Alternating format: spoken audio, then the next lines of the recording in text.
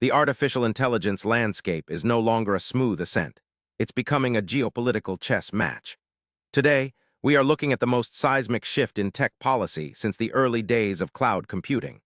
Just when you thought the relationship between Washington and Silicon Valley was stabilizing, a new administration has pulled the plug on one of the industry's crown jewels.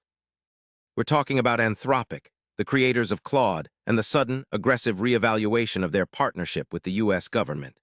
In this video, we break down exactly what happened to these models, why they were taken offline, and how a simple export control order is rewriting the rules of digital sovereignty. You won't believe the twist involving the Pentagon and the Energy Department that has everyone from Dario Amodei to Wall Street strategists talking. Let's get into it. The story begins with a sudden halt. Anthropic, previously hailed as a responsible leader in AI safety, recently took its two newest models offline. This wasn't a technical glitch or a scheduled maintenance window. It was a direct response to an export control order issued by the Trump administration. The sheer speed of this move sent ripples through the entire tech sector, sparking immediate debates about digital sovereignty and the future of American artificial intelligence. While Anthropic insists they are getting along just fine with the new leadership, pointing to their existing myriad partnerships with the federal government, including a massive contract with the Pentagon and work within the Energy Department's national laboratory system, the reality on the ground is starkly different. The administration has effectively applied a supply chain risk designation to the company. This isn't just bureaucratic red tape.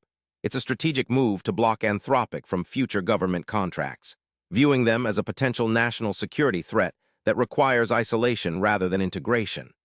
The core of this conflict lies in how the Department of Defense views the technology under new leadership.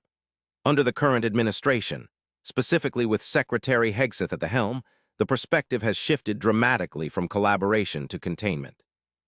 The government now applies a strict supply chain risk designation to Anthropic, seeking to sever ties that were previously viewed as essential for national security advancements.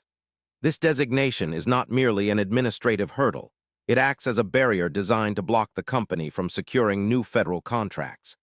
The administration views Anthropic as a national security threat requiring isolation. This stance contradicts the company's public statements, which emphasize their ongoing commitment to engaging with the U.S. government on responsible AI development and discussions around shared priorities like cybersecurity. Yet, despite these assurances, the meeting reflected no mention of Mythos or other collaborative projects, signaling that trust is currently non-existent in the eyes of policymakers. The financial fallout has been immediate and telling. News outlets are already running headlines like Anthropic versus Trump, a sales boost in the making for competitors, while Barcelona-based Gate2Brain secures €7 million to advance their own brain tumor candidates, highlighting how capital is fleeing perceived risks toward alternative solutions even within biotech. The U.S. government's move to rethink Anthropic's role has prompted broad debates about AI policy that extend far beyond Washington. Investors are now asking if the responsible AI narrative is merely a shield for companies that cannot withstand stricter scrutiny on data provenance and model deployment. This isn't just about one company. It sets a precedent for how American tech firms will be treated globally. If the U.S. government decides to isolate a leader like Anthropic, other nations may view them as too risky for their own sovereign AI strategies, effectively turning the U.S. into an island of restricted technology while the rest of the world moves forward with less regulated alternatives. So, what does this mean for you, the developer, or the investor? The first lesson is clear. In the new era of AI, your relationship with the government is as important as your relationship with your users. Second, diversification isn't just a financial strategy, it's a survival tactic. With entities like Anthropic facing potential isolation, relying on a single provider for sensitive or high-level applications becomes a liability rather than an asset. Third, keep an eye on export controls.